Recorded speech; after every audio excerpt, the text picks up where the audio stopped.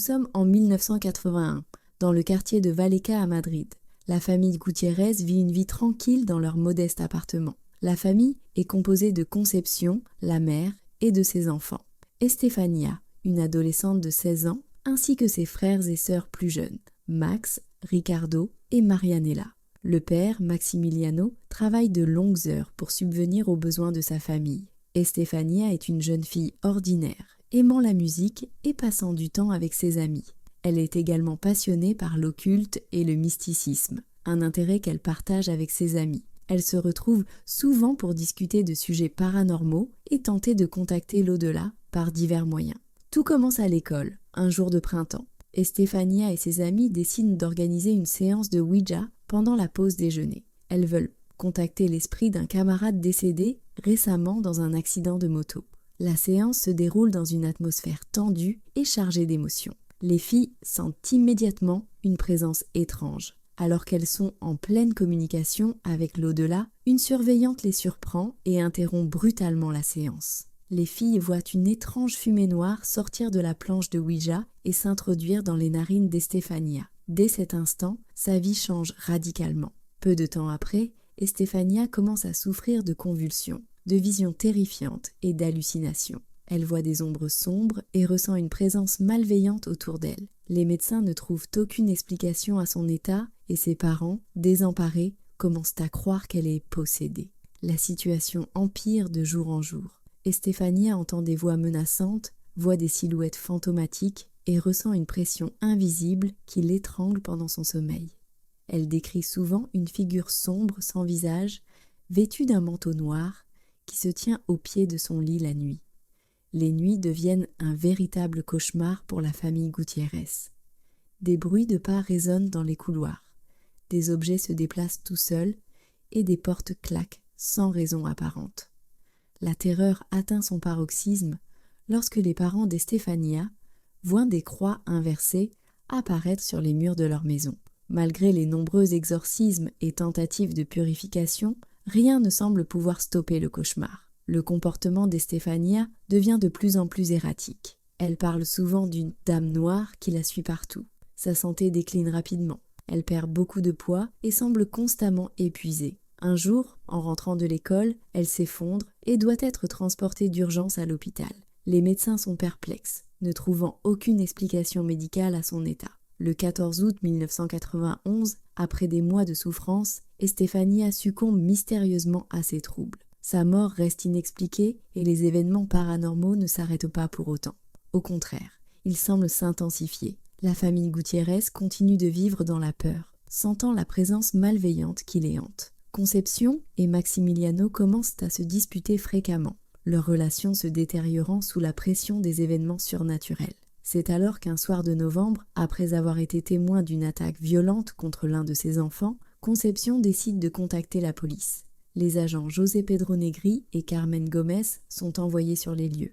En arrivant, ils trouvent une famille terrorisée, recroquevillée dans le salon. Les policiers constatent eux-mêmes les phénomènes étranges. Des portes qui se ferment violemment, des bruits inexplicables, et même un crucifix qui se détache du mur sans raison. Les agents passent plusieurs heures dans l'appartement, essayant de comprendre ce qui se passe. À un moment donné, une force invisible renverse une chaise juste devant eux. Le rapport de la police, rédigé par l'agent Negri, décrit en détail les événements surnaturels auxquels ils ont assisté. Ce document devient l'un des rares témoignages officiels de phénomènes paranormaux, ajoutant encore plus de mystère à l'affaire de Vallecas. Malgré l'intervention de la police, les phénomènes paranormaux persistent. Concepción rapporte que des voix mystérieuses l'appellent par son nom en pleine nuit, et que des ombres passent dans les couloirs. Les enfants refusent de dormir seuls, terrifiés par les visions nocturnes de la Dame Noire. Finalement, la famille Gutiérrez ne trouve pas de paix et décide de déménager, espérant échapper à la présence qui les tourmente. Cependant, même après avoir quitté l'appartement, Concepción ressent encore parfois une étrange sensation de froid et de malaise, comme si quelque chose la suivait.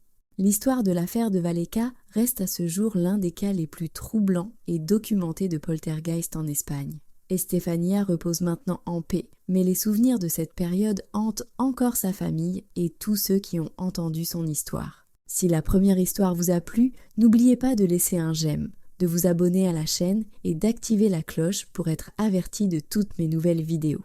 Notre deuxième histoire est l'histoire sanglante de l'hôtel Cecil à Los Angeles, un lieu marqué par des événements macabres et inexplicables. L'hôtel Cecil, situé au 640 S Main Street à Los Angeles, a été inauguré en 1927. À l'origine, il devait être un établissement luxueux attirant les voyageurs fortunés. Cependant, en raison de la Grande Dépression, il est rapidement devenu un refuge pour les marginaux et les désespérés. Depuis, cet hôtel a été le théâtre de nombreux événements tragiques et paranormaux. Notre histoire commence dans les années 1930, une période sombre pour l'hôtel. De nombreux résidents ont mis fin à leur jour dans des circonstances troublantes. Le premier suicide enregistré a eu lieu en 1931, lorsque William K. Norton, un habitant de Manhattan Beach, a été retrouvé mort après avoir ingéré des capsules de poison. Ce n'était que le début d'une série de morts tragiques qui allait marquer l'histoire de l'hôtel.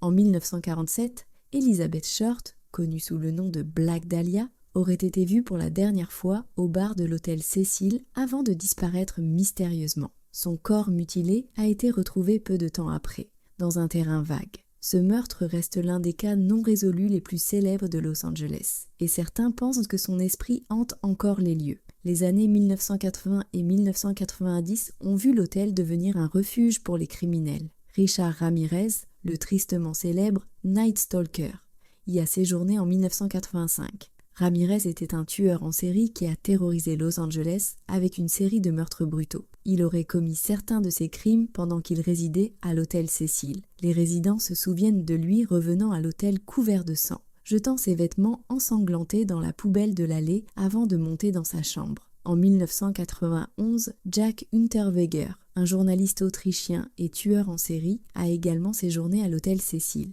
Unterweger a utilisé sa couverture de journaliste pour écrire sur les crimes à Los Angeles, tout en continuant à tuer des prostituées. Il a été capturé et condamné pour ses crimes, mais l'aura sinistre de l'hôtel était déjà bien ancrée. L'un des événements les plus troublants et récents survenus à l'hôtel Cecil est la mort d'Elisa Lam en 2013. Elisa était une étudiante canadienne de 21 ans en voyage à Los Angeles. Elle a été vue pour la dernière fois dans une vidéo de surveillance de l'ascenseur de l'hôtel, où son comportement étrange a suscité de nombreuses spéculations.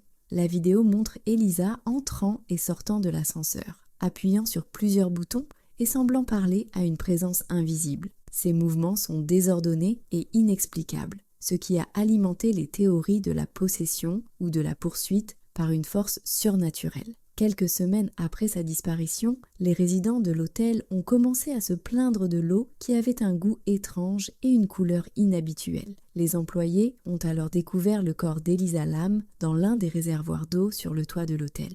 Les circonstances de sa mort restent mystérieuses. Comment a-t-elle pu accéder au toit et entrer dans le réservoir, sachant que l'accès était verrouillé et que le réservoir était difficile d'accès? Les enquêteurs n'ont jamais pu répondre à ces questions de manière satisfaisante, laissant place à de nombreuses théories, allant de l'accident à l'intervention surnaturelle. Les histoires de l'hôtel Cecil ne s'arrêtent pas là. De nombreux visiteurs et employés rapportent avoir vu des apparitions, entendu des bruits inexplicables et ressenti une présence oppressante. Certains disent avoir vu des ombres mouvantes dans les couloirs, entendu des murmures dans les chambres vides et senti des courants d'air glacés soudainement. En 2014, l'hôtel a été rebaptisé Stay on Main dans une tentative de se débarrasser de sa réputation sinistre, mais les histoires de fantômes et les événements inexpliqués ont continué à attirer l'attention des chasseurs de fantômes et des curieux. L'hôtel Cecil est plus qu'un simple bâtiment. C'est un lieu chargé d'une histoire sombre et tragique, où le passé semble toujours présent. Les âmes tourmentées de ceux qui y ont perdu la vie semblent hanter les couloirs, refusant de trouver la paix. Chaque visiteur qui franchit ses portes ressent le poids de cette histoire, se demandant s'il ne sera pas le prochain à être pris dans l'engrenage de ces mystères. L'affaire de Valleca et l'hôtel Cecil nous ont vraiment montré à quel point la réalité peut être plus étrange que la fiction, n'est-ce pas? Qu'en pensez-vous? Croyez-vous aux phénomènes paranormaux? Avez-vous déjà vécu des expériences inexplicables? Dites-le moi dans les commentaires, je suis impatiente de lire vos témoignages. N'oubliez pas de liker la vidéo si elle vous a plu, de vous abonner pour ne rien manquer des prochains mystères et d'activer la petite cloche pour être les premiers informés. Merci encore pour votre soutien incroyable et à très bientôt pour de nouvelles aventures incroyables. Prenez soin de vous et gardez l'esprit ouvert.